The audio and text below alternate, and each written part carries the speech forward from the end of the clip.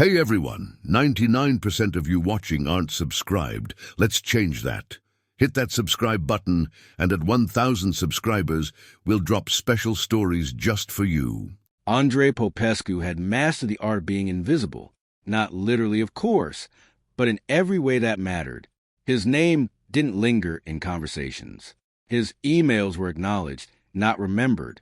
His job, remote technical support for a mid-tier electronics company, consisted of solving problems for people who forgot in the moment their screens lit back up. Have you tried restarting the device? He said it so often it sometimes echoed in his dreams. His apartment in Ramicu Valsia was small enough that he could touch both walls if he stretched his arms wide. The ceiling creaked when the upstairs neighbor walked. The radiator hissed like it had secrets. It was the kind of life that didn't surprise anyone, least of all Andrei. That night started like any other. He reheated leftover noodles, sat at his desk, and scrolled aimlessly through news he barely absorbed. Somewhere, billionaires launched rockets. Somewhere else, markets crashed. None of it touched him. At 23:47, his phone rang. A known number. Andrei stared at it for a moment. Scam, probably, or a wrong number. It kept ringing. With a sigh, he picked it up. Hello? Static crackled. Then a voice, thin, strained, and oddly layered, like several tones speaking at once. Are you the heir? Andrei frowned. I think you have the wrong number. Silence. Not the normal kind. The kind that felt like something was thinking. Then, no, probability recalibrated. Margin of error acceptable. You will suffice. Okay, this is definitely a scam, Andrei muttered, pulling the phone away. Do not disconnect. The voice said, suddenly sharper, transfer requires confirmation. Transfer of what? A pause. Then, with a weight that made his chest tighten. Everything. Andrei hesitated. Something about the voice didn't feel human. Not robotic. Not distorted. Just wrong in a way his brain couldn't categorize. Look, he said, trying to sound casual, if this is some kind of prank. The lights flickered. Once. Twice, then went out. Great, Andrei muttered. Power's gone. But the darkness didn't settle. Instead, it shifted. The walls of his apartment blurred, like wet paint dragged across reality. The hum of the refrigerator stretched into a low, vibrating tone. The air grew heavy, charged. Andrei stood up slowly. This is not happening. The floor beneath him rippled, not physically, but perceptually, like his mind was struggling to interpret what it saw. Then, in a single silent instant, everything changed. His apartment was gone. He stood in a vast chamber, the ceiling so high it disappeared into darkness. The air glowed faintly violet, pulsing like a heartbeat. Strange structures curved along the walls, organic yet mechanical, as if grown rather than built. Andrei turned in a slow circle. Okay, he whispered. Okay, this is a dream. This is definitely a dream. Negative. The voice came from behind him. Andrei spun around. At the center of the chamber hovered a bed, or something like it, formed from translucent material that shimmered with internal light. On it lay a being, tall, elongated, its body almost skeletal but not fragile. Its skin was clear like glass, revealing faintly glowing veins beneath. Its eyes, if they were eyes, were pools of dim blue light. You have arrived, the being said. Andrei stared. Right, he said after a long moment. So either I'm dreaming dead or I finally lost it. All are statistically improbable, the being replied. Good. That's good. He took a cautious step forward. You called me? Yes. You asked if I was the heir? Yes. And now I'm here? Yes. Andrei rubbed his face. I'm going to need more than yes. The being's chest rose and fell slowly, as if breathing was optional. I am Vaetherian, it said, owner of vast assets, controller of multiple systems, soon to be deceased. Okay, I'm going to stop you right there, Andrei said, holding up a hand. You're dying, and you called a random guy from Romania? Correct. Why? Because you answered. Andrei blinked. That's your selection criteria? Among others, but it was the final condition. That's insane. Efficiency often appears irrational to limited perspectives. Wow, Andre muttered. Even dying, you're condescending. For a brief moment, something like amusement flickered in the alien's eyes. Then it dimmed again. Time is insufficient, Vatharian said. Transfer must proceed. Transfer of what? The alien lifted a trembling hand. The air shifted. 3 figures emerged from the far side of the chamber. Andre hadn't noticed them before, which was unsettling.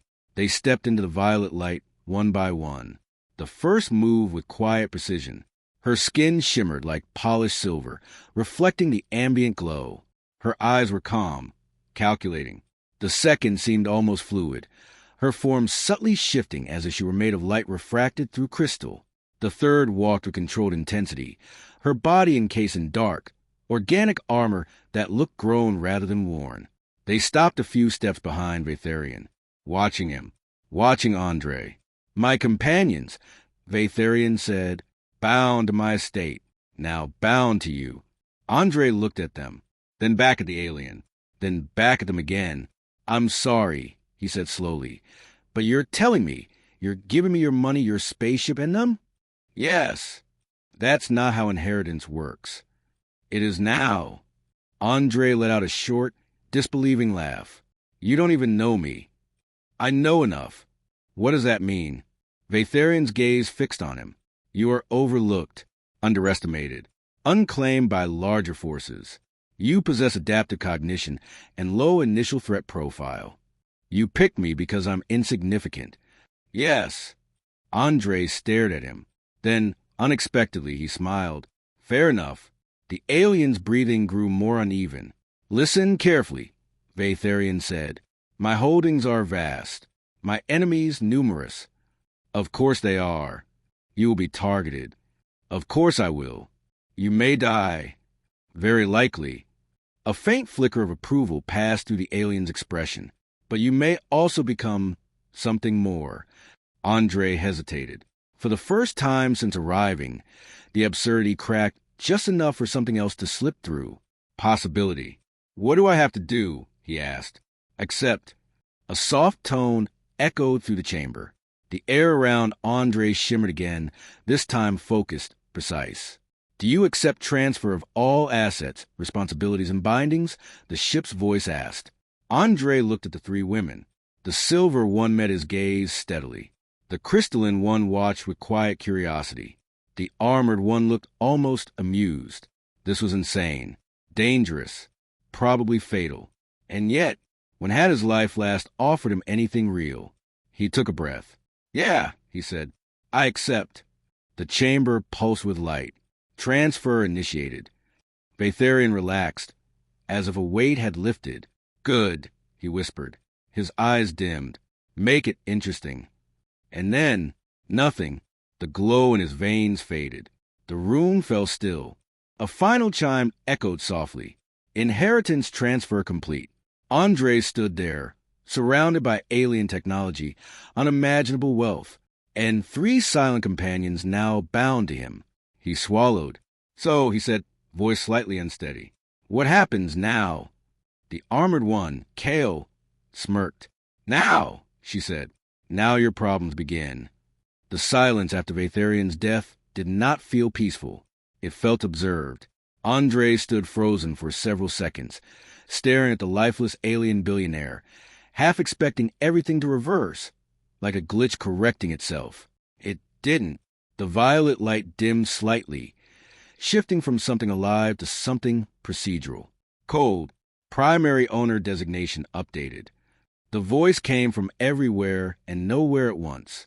Andre flinched. Okay, nope. Still not used to that. Identity confirmed. Andre Popescu.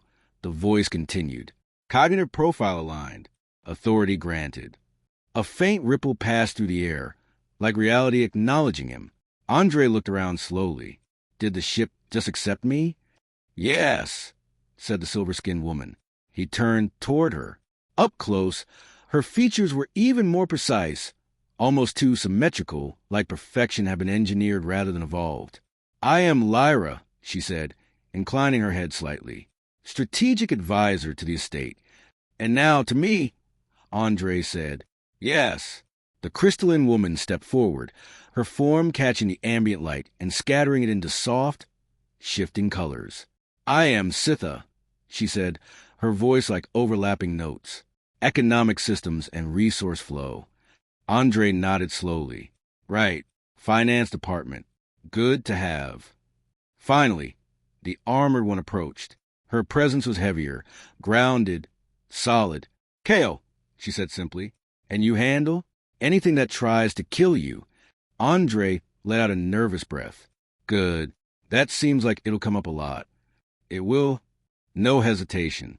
No reassurance. Just fact. Andre looked back at Vatharian's body. So what happens to him? Reclamation, Lyra said. The ship will process biological remains. That's a very polite way of saying something horrible, isn't it? Yes. Can I not be here for that? Of course. A section of the floor opened silently, and a hovering platform carrying Vatharian descended into darkness. Gone. Just like that. Andre swallowed. Okay, he said, clapping his hands once, mostly to convince himself he still had control of something. So, I'm not dead. This is real. I own whatever this is. The flagship of a multi-system economic network, Sitha said. Sure, that. He turned in a slow circle again, this time with more intent. Can I see it? All of it. Lyra's eyes flickered faintly. Define all. Start with something that won't break my brain. A brief pause. Then, understood. The chamber shifted. Not physically, but perceptually. Walls became transparent, revealing layers of the ship beyond. Corridors curving in impossible geometries. Vast chambers filled with glowing structures. Streams of light moving like data made visible. Andre stepped back. Oh, wow. This is only a partial visualization, Sitha said. Your cognition is being gradually adapted to process higher dimensional structures. Good, Andre said faintly, because I feel like my brain just tripped over itself. You will adjust. I keep hearing that. Lyra gestured, and a series of floating interfaces appeared before him. Panels of light filled with symbols that somehow made sense the longer he looked at them. Your assets, she said.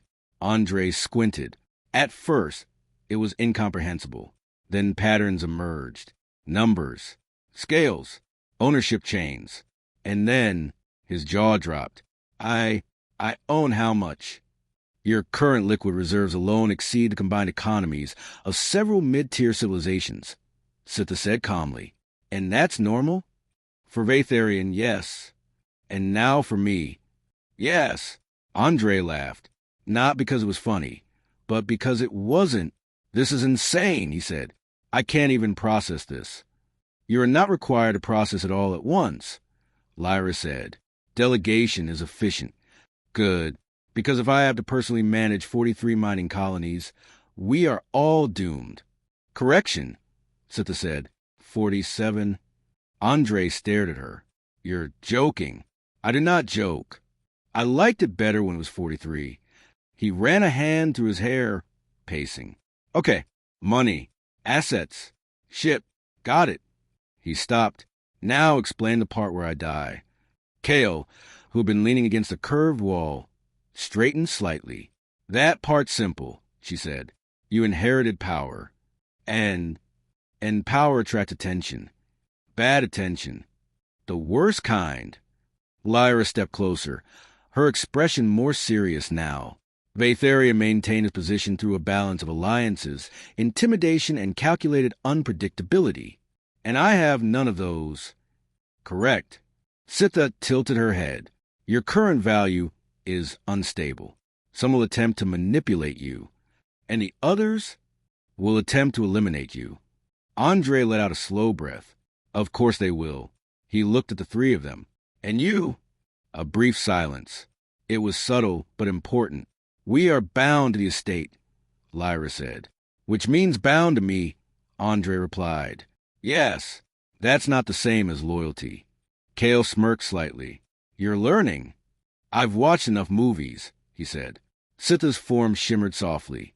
Loyalty is emergent, meaning it develops or it does not. Andre nodded slowly. All right, he said. Fair. He turned back to the floating interfaces. Then we start simple. Lyra raised an eyebrow. Define simple. Andre pointed at the displays. Step 1. Don't lose everything in the first week. A reasonable objective, Lyra said. Step 2. Don't get assassinated. Kale crossed her arms. More challenging. Step 3, he hesitated. Figure out what kind of person I'm supposed to be now. That lingered in the air, because it wasn't a technical problem. It was something else. Lyra studied him for a moment. You are not expected to become Vaetherian. Good, Andre said, because I don't think I can grow glowing veins. You are expected to survive, she continued. Sitha added quietly, and to choose. Choose what? What this empire becomes next. Andre exhaled slowly. No pressure. All right, he said finally. He straightened, tried to ignore how surreal everything still felt. Then let's begin. Kale pushed off the wall. Good, she said, because we're already late. Late for what? She smiled, sharp, dangerous. Your enemies already know he's dead. Andre blinked. What? Lyra's eyes flickered as new data streamed across the interfaces. Multiple signals detected across external networks, she said. Information leakage confirmed. Sitha's glow dimmed slightly. The market is reacting. Market. Andre said. What does the market have to do with? Everything, Sitha said. And enemies, he pressed. Kale stepped closer. They won't wait. A low hum began to build through the ship. Subtle, ominous. Andre felt it in his chest. Not sound, anticipation. The first thing Andre learned about power was that it did not wait for him to feel ready. The second thing was that the universe had no patience for hesitation. Time aboard the ship did not pass like it did on Earth. There were no sunrises, no sunsets, no familiar rhythm to anchor the mind. Instead, time was measured in cycles, shifts in energy flow, system recalibrations, and the quiet hum of a vessel constantly in motion through distances Andre couldn't comprehend. At first, he tried to keep track. He failed somewhere around what he thought was day 4. Stop counting, Kale told him. That obvious? You're thinking like someone who still expects things to make sense. And I shouldn't, not yet. Training began immediately, not because Andre asked for it, but because the alternative was dying unprepared. Lyra started with strategy. She led him into a chamber that seemed empty at first, until the space unfolded into a vast projection of stars, systems, and shifting lines of influence. This is your territory, she said. Andre squinted. It looks like someone spilled glowing spaghetti across the galaxy. Those are trade routes. Of course they are. With a subtle gesture, Lyra reshaped the map. Systems lit up in different colors. Some pulsed steadily. Others flickered. Allies, she said, indicating the stable lights. Uncertain parties. The flickering ones. And hostile interests. The ones that burned red. Andre stared at the red ones. There were a lot of them. Did Vaetherian just enjoy making enemies? He enjoyed winning, Lyra replied. That usually comes with enemies. Correct. She stepped closer, her tone sharpening. You cannot outmatch them in experience. Not yet. You cannot outmaneuver them in established influence. Great. I'm feeling very confident already. But, she continued, you can be unpredictable. Andre glanced at her. Because I don't know what I'm doing? Exactly. That's both comforting and terrifying. Use it, she said. Uncertainty is a weapon. Sitha's lessons were stranger. She brought him into a chamber filled with floating constructs, streams of light flowing between geometric shapes that constantly shifted and reformed. The economy, she said. Andre folded his arms. That's not an economy. That's abstract art. It is both. She guided his attention to one stream. This represents energy credits moving between 3 systems. The flow sped up, slowed down, split into branches. Now observe. A small fluctuation appeared, barely noticeable. Then it cascaded. Entire sections of the structure shifted. New connections formed. Others collapsed. Andre leaned forward. All that from that tiny change. Yes, that's horrifying. Sitha's form shimmered softly. It is also opportunity. She turned to him. You do not need to control everything, only the right things. And how do I know what's right? You learn to see patterns. And if I mess up, you will. Reassuring. She paused and added, but not all mistakes are fatal. Andre nodded slowly. Good. I'd like to keep the fatal ones to a minimum. Kale's training was the simplest and the most painful. Again, Andre hit the floor. Hard. I just got up. Then get up faster. He groaned, rolling onto his back. I wasn't built for this. Kale stood over him, arms crossed. You were built to survive, she said. Everything else is optional. I'm starting to think survival is optional too. She offered him a hand. He hesitated. She raised an eyebrow. He took it. She pulled him up effortlessly. Your problem, she said, is that you think before you act. That's called being careful. That's called being slow. She stepped back, tossing him a weapon, something between a blade and a shifting piece of metal that didn't seem to obey fixed geometry. Again. This time, Andre moved faster. Still not fast enough, but faster. Kale blocked his strike, twisted, and disarmed him in one fluid motion. The weapon clattered to the floor. She didn't knock him down this time. Progress. Better, she said. Andre blinked. Wait, you insult me. Are you feeling okay? Don't get used to it. But there was something different in her tone. Subtle. Approval. Between training sessions, Andre explored. Or at least tried to. The ship was vast. Far beyond what should have been possible. Rooms appeared when needed. Corridors shifted. Some areas seemed to exist only when observed. It was less like a machine and more like a living system. One cycle. He'd stopped calling them days. He found himself in an observation chamber, if it could be called that. The wall wasn't a wall. It was an absence, a window into space.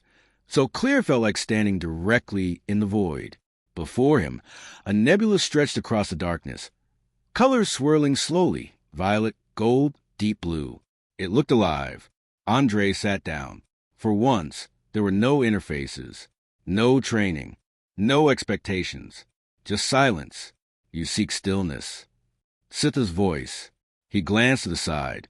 She stood nearby, her form gently shifting with the light of the nebula. I think I just needed a break, he said. She tilted her head. From what? He laughed quietly. Where do I even start?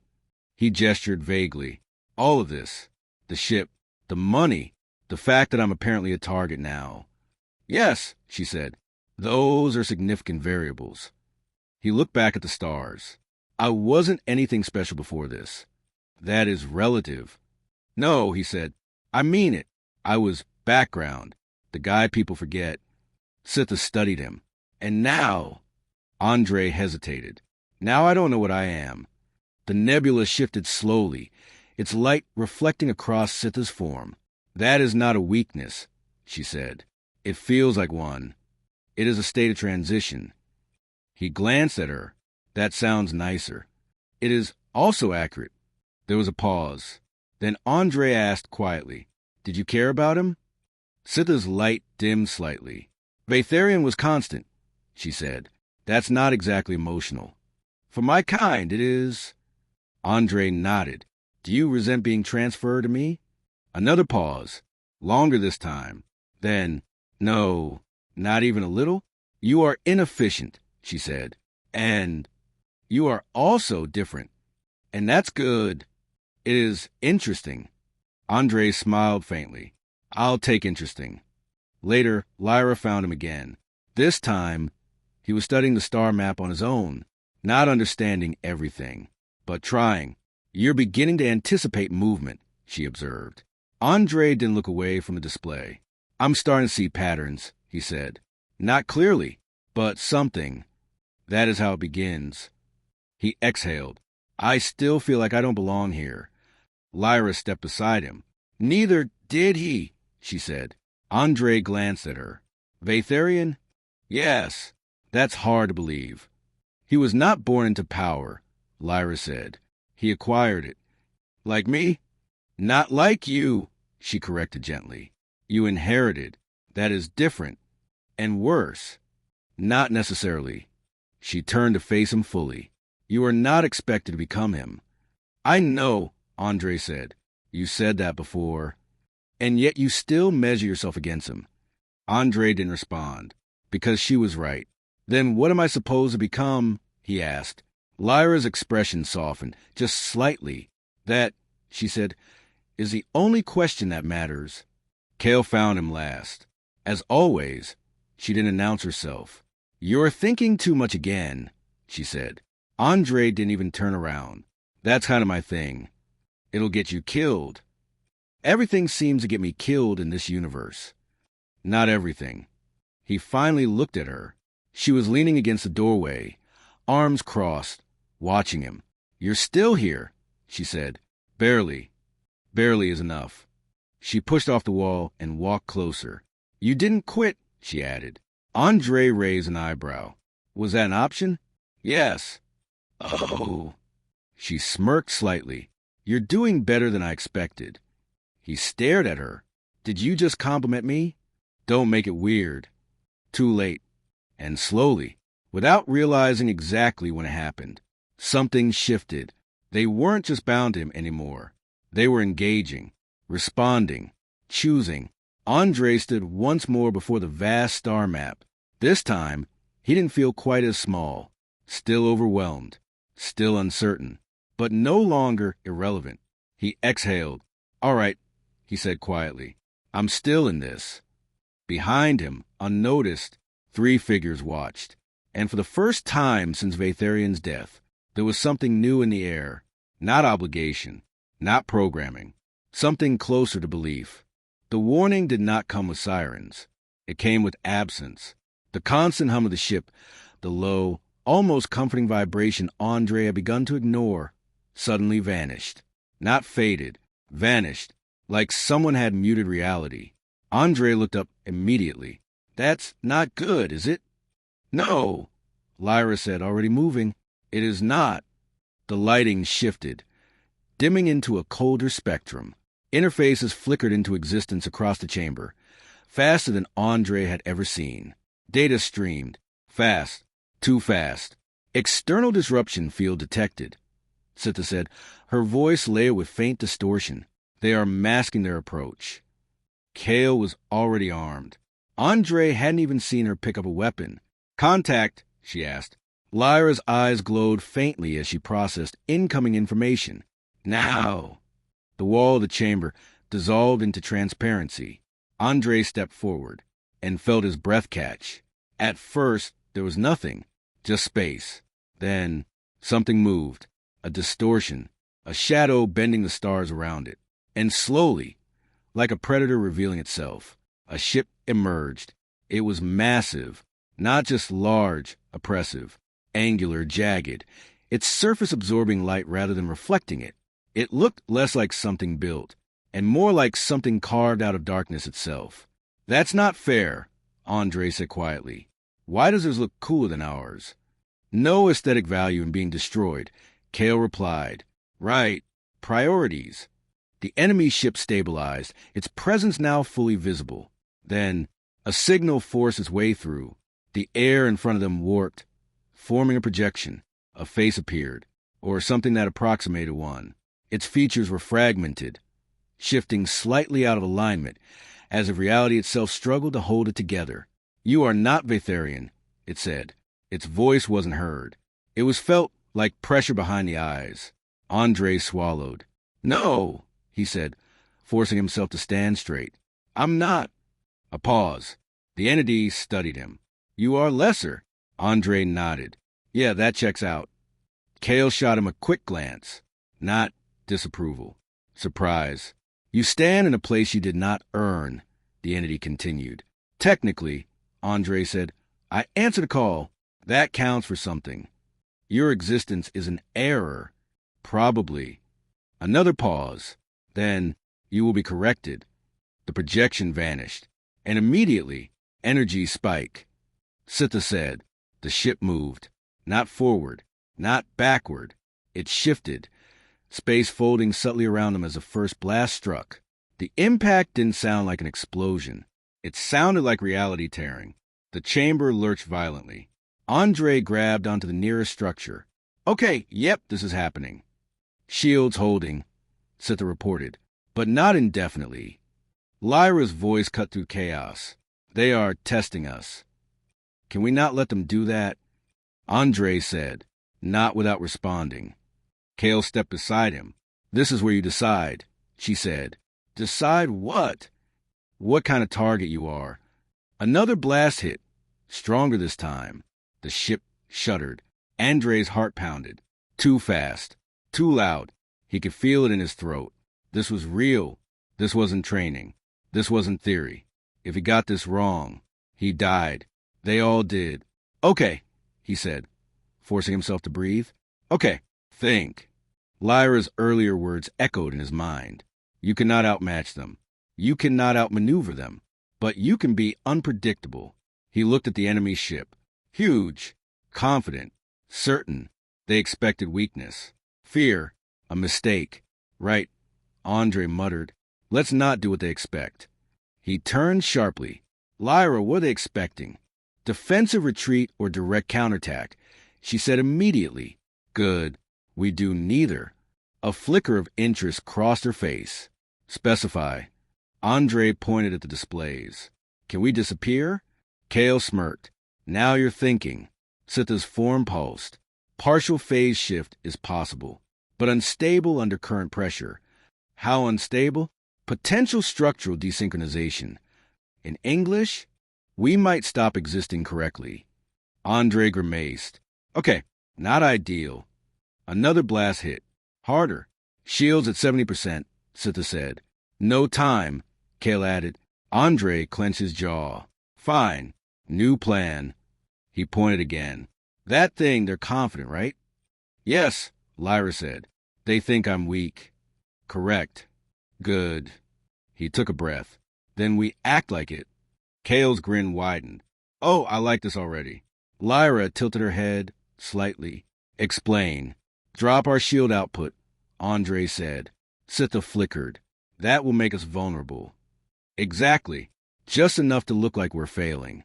And then, Lyra asked. Andre's eyes locked onto the enemy's ship. Then we hit them where they're not looking. Silence. Just for a fraction of a second. Then, accepted, Lyra said. Finally, Kale added. Adjusting energy distribution. Sitha confirmed. The ship dimmed. Subtly, but enough. Another blast struck. And this time, the impact hurt. The chamber shook violently. Warning signals flared. Shields at 50%, Sitha said. Enemy advancing, Lyra added. They're taking the bait, Kale said.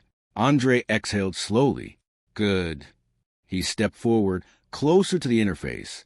For the first time, he didn't feel like he was reacting. He felt like he was choosing. Now, he said, redirect everything to forward systems. Sitha hesitated. Everything. Everything. That will leave us exposed. Only if we miss. A beat, then done. Power surged through the ship. Andre felt it, like standing inside a storm. The enemy ship closed in, confident, certain, too certain. Wait for it, Andre whispered. Closer, closer, now. The ship didn't fire a conventional weapon. It folded space. A concentrated distortion, precise, sudden, struck the enemy vessel an angle it hadn't anticipated. Not head-on, not defensive. Something strange, unpredictable. The enemy ship lurched, not destroyed, but disrupted. Direct hit, Lyra said, a hint of surprise in her voice. Structural instability detected, Sitha added. Kale laughed, a sharp, satisfied sound. Again, she asked. Andre stared at the display. His hands were shaking, his heart still racing. But beneath it, something else. Clarity. No, he said. Not again. He looked at the enemy's ship, struggling to stabilize. We leave. Lyra's eyes flickered. Strategic withdrawal? Andre nodded. before they realize I have no idea what I'm doing. For a brief moment, Lyra smiled, executing jump. The stars outside twisted. The ship moved. And just like that, they were gone. Silence returned.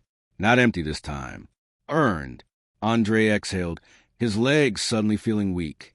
Did we just survive that? Yes, Sitha said. Barely, Kale added.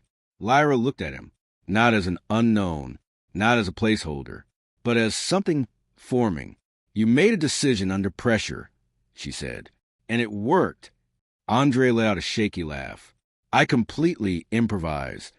Kale smirked. That's your strength. Sitha's form glowed softly. Unpredictability confirmed. Lyra nodded. They will not underestimate you again. Andre looked out at the stars. Different now.